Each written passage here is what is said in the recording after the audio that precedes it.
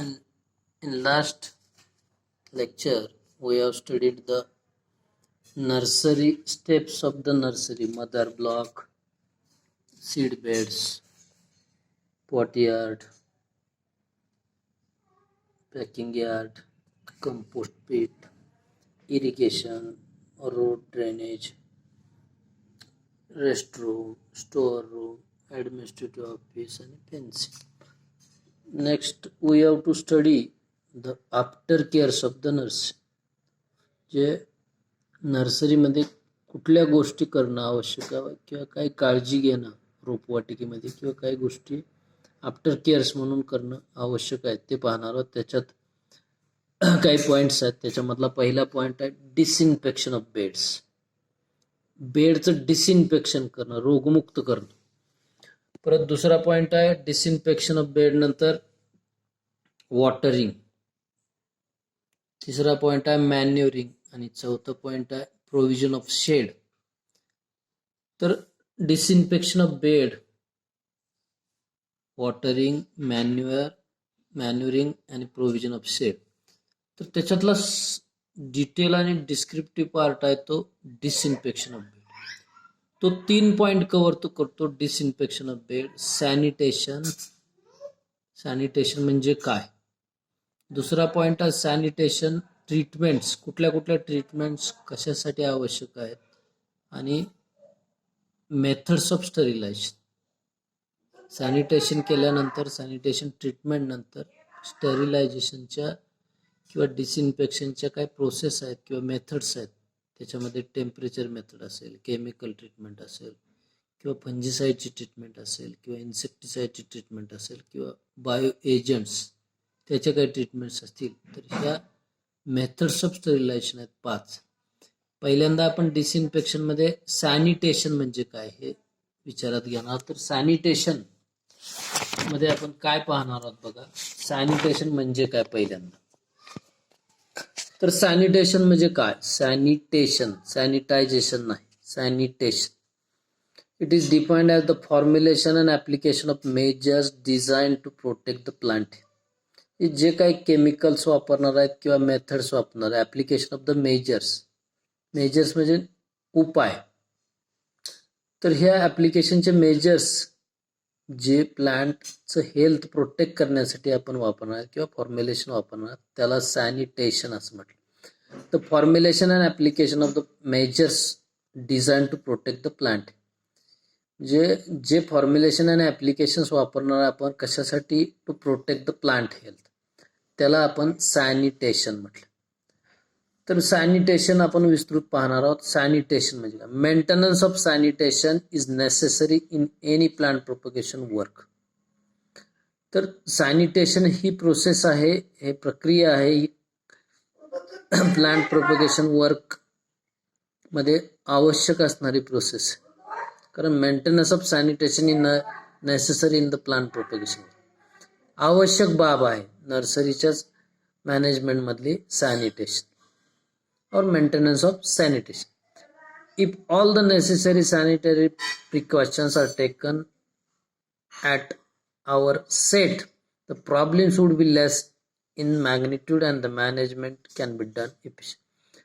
आपण जरी necessary sanitary precautions घेतल्या आपल्या सेटवरती किंवा नर्सरीवरती, प्रॉब्लेम्स कमी होतात आणि क्वालिटी वाढते, कामाची व्यवस्थापनाची इफिशियन्सी वाढते जर आपण सॅनिटेशन वापरलं. तर नाही वापरलं तर प्रॉब्लेम्स वाढणार आहेत. So it is necessary to use the clean growing media, sterile container, sanitized bench, pathogen free planting materials in all propagation process. तर याच्यामध्ये काय काय करावं लागणार आहे?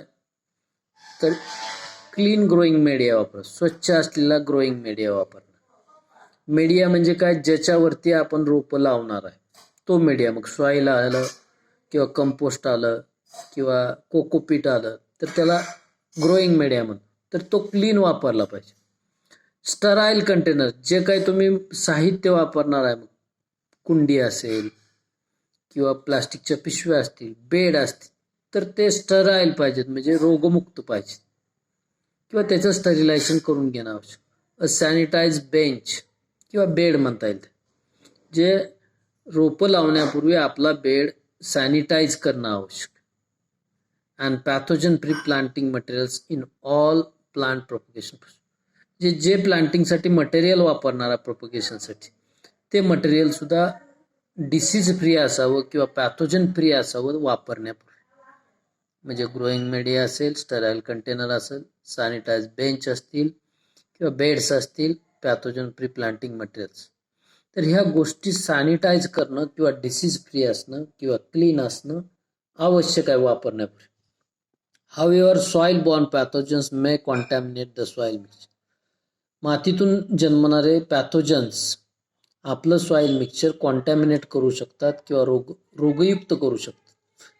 अँड मीडिया, मीडिया सुद्धा, जे काही मीडिया म्हणून वापरणार आहे. वेन ऑल प्रिकॉशन्स, जरी आपण सगळे प्रिकॉशन्स घेतले तरी सुद्धा काही पॅथोजन्स सॉइलमधून एंट्री करू शकतात, सॉइल मिक्सचर किंवा मीडिया कॉन्टॅमिनेट करू शकतात जरी काळजी घेतली तरी. Some small outbreaks of diseases can be controlled by using appropriate. म्हणजे अधूनमधून काही रोग येत असतात वातावरणातल्या बदलानुसार, तर ते सुद्धा आपण कंट्रोल करू शकतो, परंतु त्याच्यासाठी आपल्याला अप्रोप्रिएट फंजिसाइड, योग्य आणि योग्य वेळी योग्य प्रकारची फंजिसाइड्स त्याच्यासाठी वापरणं आवश्यक आहे. पुढची ओळ आहे sanitisation practices in nursery include. तर सॅनिटायझेशन म्हणजे काय आपण पाहिलं. सॅनिटेशन म्हणजे, तर आपण त्याच्यामध्ये कुठल्या प्रॅक्टिसेस इन्व्हॉल्व आहेत, इन्क्लूड आहेत ते पाहणार. पहिला, precautions of insects, paste and diseases. कीटक, किडी आणि रोग ह्यांच्यापासून आपल्याला प्रिव्हेन्शन करायचं, नर्सरीचं किंवा नर्सरीच्या मटेरियलचं प्रिव्हेन्शन करायचं. दुसरं, inspection of insect, pest and disease incidence. आपल्याला वेळोवेळी आपल्या नर्सरीमध्ये रोग, कीड किंवा कीटक यांचं प्रमाण वाढलंय का, कमी झालंय का, त्याचं इन्सिडन्सेस वाढलेत का, याचं सुद्धा काही कालावधीनंतर इन्स्पेक्शन रेग्युलरली करणं आवश्यक. Environmental control leading to protection from harmful environmental factors like hot sun, freezing temperature. जे वातावरणातले काय बदल इथं विचारात घ्यावे लागतील, त्याच्यापासून सुद्धा आपल्याला नर्सरीचं जे मटेरियल आहे प्रोपॅगेटिंग, तर त्याची सुद्धा दक्षता घेणं आवश्यक आहे. मग टेम्परेचर, हॉट सन असेल म्हणजे उष्णता जास्त असेल, किंवा टेम्परेचर एकदमच कूल असतील, किंवा वादळ असतील, वारा असेल, वावटळ असेल, त्याच्या सुद्धा गोष्टी घ्याव्या लागतील. Eradication of the pest, diseases and weeds. चौथा पॉइंट आहे, हे रोग, कीड आणि तण हे सुद्धा वेळच्या वेळी रिमूव्ह करणं किंवा घालवणं किंवा कंट्रोल करणं, हे तिन्ही गोष्टी महत्वाच्या आहेत. पेस्ट, डिसीज आणि वीड इरॅडिकेशन. तर सॅनिटेशन काय काय इन्क्लूड करतंय, 4 गोष्टी इन्क्लूड करतंय. Prevention of insect, pest and diseases, inspection of pest, disease, insects, inspection नंतर environmental control leading to protection of the harmful environmental factors.